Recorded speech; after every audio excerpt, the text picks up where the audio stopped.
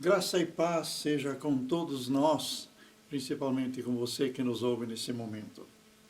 O tema de hoje é: e estas bênçãos vos alcançarão. Quando é que essas bênçãos que Deus revela, que Moisés escreve em Deuteronômio 28 nos alcançarão? Quando? Essas bênçãos nos alcançarão, nós que temos Jesus, nós que vivemos a partir da crucificação, da ressurreição de Cristo. Essas bênçãos somente em Cristo nos alcançarão. Aquelas bênçãos que lá no Velho Testamento foi prometido ao povo de Israel, pois é dito em Deuteronômio 28:2, se ouvires a voz do Senhor teu Deus, virão sobre ti e te alcançarão todas estas bênçãos. Quer dizer, são inúmeras bênçãos. E Deus tem dito, através do apóstolo Paulo, em Efésios capítulo 1, que em Cristo nós fomos abençoados com toda sorte de bênçãos celestiais. Em Cristo. Então, fora de Cristo, nós não temos chance. Mas com Cristo, nós somos abençoados com essas mesmas bênçãos que Moisés profetiza para o povo de Israel. Porque em Cristo nós somos descendentes de Abraão. E todas as bênçãos prometidas a Abraão nos pertencem. Nós somos herdeiros das bênçãos que Deus prometeu a Abraão. E quais são essas bênçãos? Vamos ver uma vez um pouquinho os versículos de Deuteronômio capítulo 28. Versículo 3. Bendito serás tu na cidade e bendito serás no campo. Quer dizer, onde estiveres, você vai ser bendito e não maldito.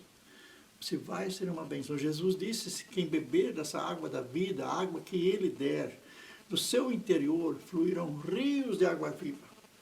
Nós vamos fluir, a partir de nós, a partir de Cristo em nós, vai fluir bênçãos para as outras pessoas. E nós mesmos somos refrigerados, regenerados com essa água da vida, com esse Espírito Santo que habita em nós e é passado para os outros. Então, aí agora ele fala na cidade e no campo. Significa, onde quer que nós estivemos, nós vamos ser uma bênção. Nós vamos transmitir vida, transmitir esperança, mesmo nessa época que nós vemos agora, onde há tanta desesperança, tanto medo, nós podemos, com a palavra de Deus, transmitir esperança e ainda experimentar milagres. Quando impomos as mãos sobre alguém que foi acometido por essa pandemia, podemos esperar no Senhor, que será curado. Então, somos chamados, desafiados para sermos uma bênção. Continuando, versículo 4. O fruto do ventre e o fruto da terra, e o fruto dos animais, e todas as crias e ovelhas. Então, aí fala de multiplicação, aí fala das pessoas se multiplicando, tanto, no caso, fruto do ventre, na família, como também entre os animais, para quem é fazendeiro, quem cuida da criação de animais. E também fala no versículo 5, o teu cesto e tua amassadeira. O cesto e a amassadeira são aquelas mão de obra que nós realizamos, as coisas que nós fazemos com as nossas mãos. Então isso será abençoado, isso será multiplicado. Isso será um gozo, estar trabalhando com as mãos, estar trabalhando na sua profissão, seja qual for a profissão que você executa, qual for o trabalho que você faz, você vai ser abençoado no seu trabalho. E bendito serás se entrares e bendito ao saíres. Quer dizer, trazemos bênção, levamos bênção. Vamos à casa do Senhor, não para buscar em primeiro lugar, mas para dar, para trazer ânimo, para trazer alento, para trazer amor, para trazer encorajamento. E quando nós saímos mais ainda vivificados, mais presenteados do que já fomos. Agora vem uma parte muito importante, porque nós sabemos quem é de Jesus, ele é perseguido. Quem é de Jesus, a vida não é fácil. Talvez a vida sem Jesus muitas vezes é mais fácil assim, ainda em certas coisas do que aquele que anda com Jesus. Porque o inimigo não está contente que nós abandonamos o seu reino, o reino das trevas, e nós fomos transportados para o reino da luz e queremos servir e agradar Jesus. Então, muitos empecilhos vamos encontrar no caminho, na família, entre os amigos. Vamos ter empecilhos na vida com Jesus. Então, na época, eram inimigos reais, eram exércitos. O nosso inimigo é invisível. O nosso inimigo é o diabo, aquele que causa confusão. O nosso inimigo é Satanás. O nosso inimigo são os maus espíritos que atacam os crentes, que fazem os crentes cair, tropeçar. E aqui está dito então assim sobre o inimigo: o Senhor fará que sejam derrotados na tua presença os inimigos que se levantam contra ti. Por um caminho sairão contra ti, e por 7 caminhos fugirão da tua presença. Veja só, eles vêm para nos atacar, mas vão fugir da nossa presença. Eles vêm unidos, e como entre os demônios, os maus espíritos, não existe união, né? Mas quando eles vão para atacar alguém, aí eles estão unidos. Como disse certo agricultor, quando tem dois cachorros brigando, solta um coelho e os dois vão correr atrás do coelho. Aí eles se unem quando tem um terceiro. E assim também existe muitas pessoas que são levadas através desses inimigos invisíveis, satânicos, para destruir nossas vidas, destruir famílias, destruir negócios.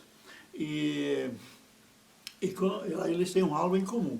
Só que quando eles são confrontados com algo mais forte, porque aquele que está em nós é maior do que aquele que está no mundo, diz assim a palavra de Deus em 1 João, capítulo 4, versículo 4, e 1 João 3,8 diz que para isso se manifestou o Filho de Deus para destruir as obras do diabo.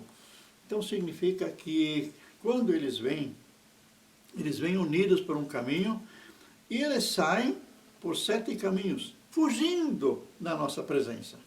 Quer dizer, depende quanto nós estamos na unção do Espírito Santo. Depende quanto nós estamos submissos a Jesus. Depende quanto lugar Jesus tem em nossas vidas, nossos negócios, nossa família, em tudo que nós fazemos, em nossas conversas, nossos planos, nossas realizações.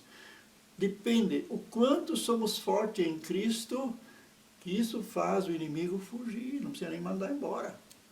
Então, se nós andamos na palavra de Deus, se nós andamos ligados a Jesus, nessa comunhão íntima, guiados pelo bom pastor, então o inimigo não tem área de ataque.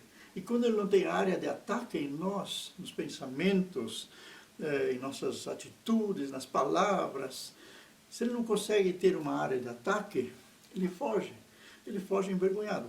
E muito mais quando nós usamos a espada do Espírito, que é a palavra de Deus. Como é que Jesus mandou o inimigo embora, quando estava lá sendo tentado pelo chefe, né? Pelo próprio Satanás? Jesus falou 3 vezes, está escrito, está escrito, está escrito. E isso Satanás não gosta de ouvir.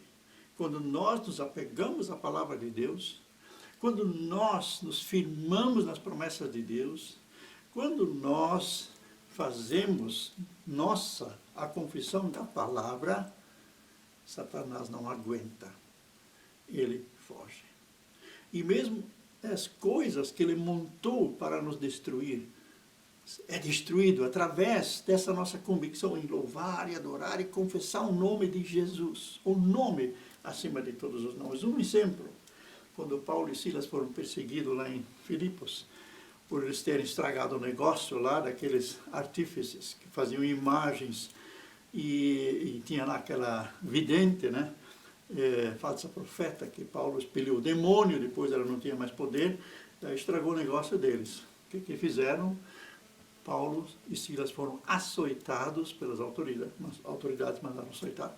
Foram presos, estavam lá no tronco, ensanguentados, e em vez de eles estarem ensimesmados, em vez de eles estarem se lamentando, em vez de estarem como muitos fazem hoje, né? Querendo que outros fiquem com pena deles, porque estão passando tão mal. Nada disso. Paulo e Silas, à meia-noite, louvaram, adoraram o nome do Senhor. Até um terremoto aconteceu.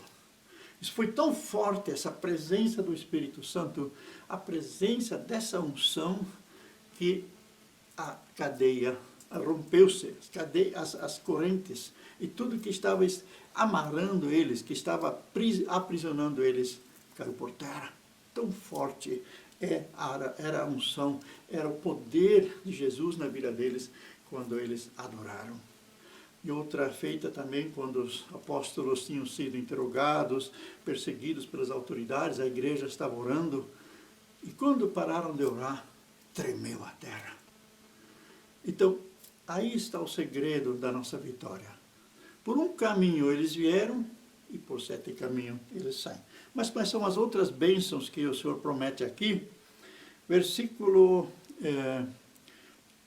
Deuteronômio 28, versículo 9, ou melhor, versículo 8. O Senhor determinará que a bênção esteja nos teus celeiros e em tudo o que colocares a mão, e te abençoarei na terra que te dá o Senhor teu Deus. Quer dizer, quem determina a bênção aqui? O Senhor determinará que a bênção esteja onde? Nos teus celeiros, teu depósito, lá onde você guarda as coisas, o fruto do teu trabalho, e em tudo o que colocares a mão, e te abençoará na terra que o Senhor Deus te dá. Quer dizer, nós ainda estamos nesse mundo, eles na época era a terra prometida, e então eles estavam a caminho de lá, receberam essas profecias. Nós estamos nesse mundo, nós temos o céu, estamos nos preparando para ir, onde não haverá mais nenhum choro, nenhuma lágrima, não haverá mais doença nem sofrimento. Mas agora ainda estamos com os 2 pés no chão. Estamos edificando coisas com as nossas mãos.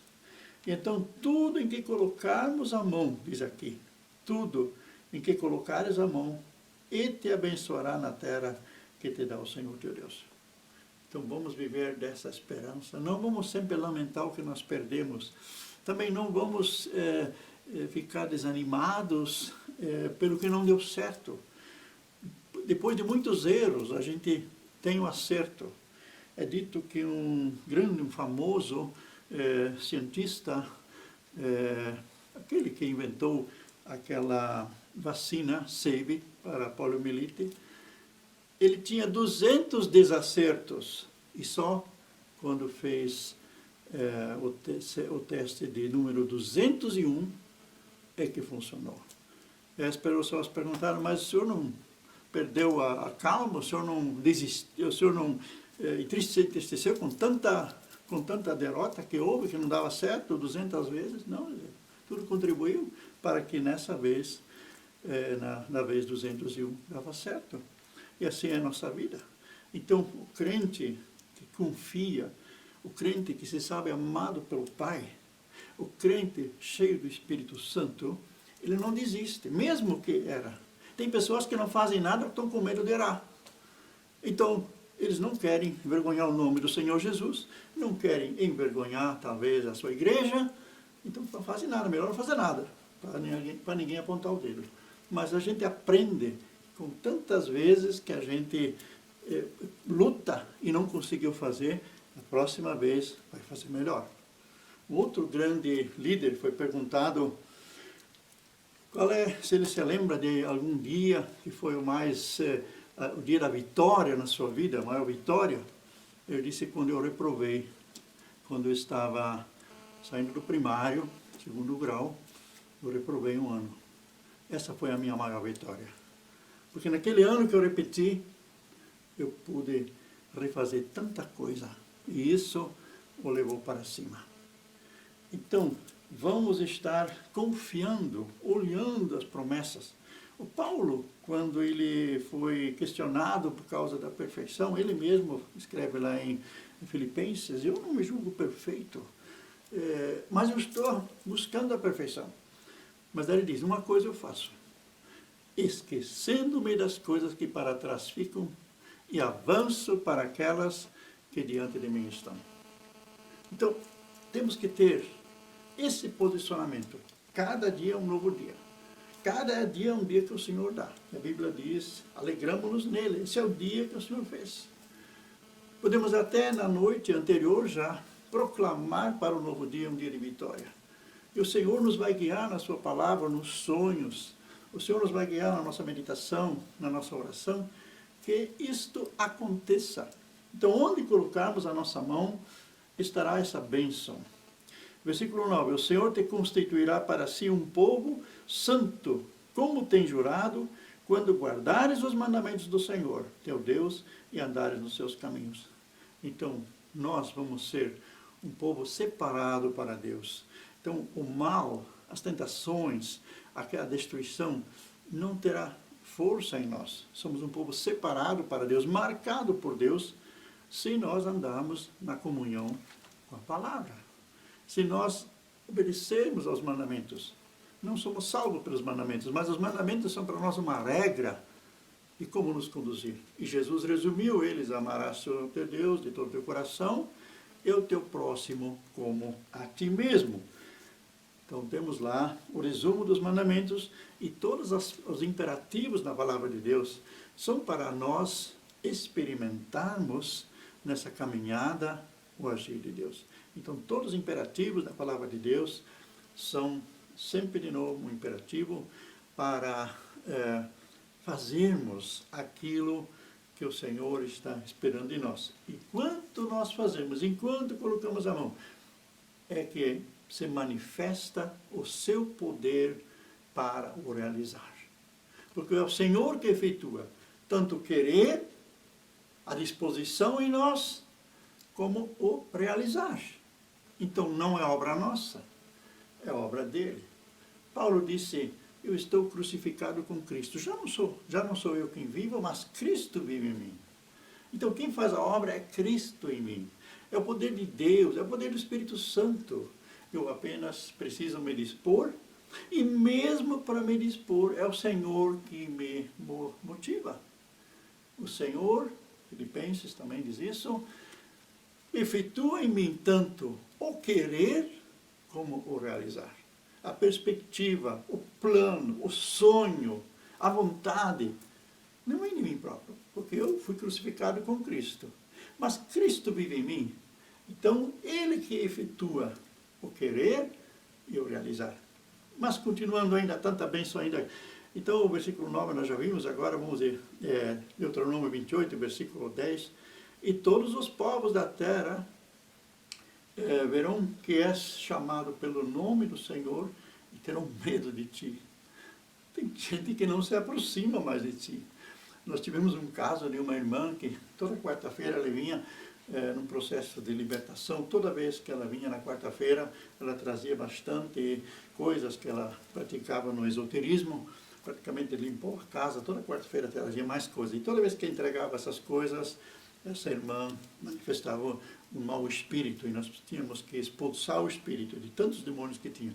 Mas quando ela estava lá no meio da caminhada, quando ela entrava num trem, que nós falamos Straßenbahn, o tram, bonde, né?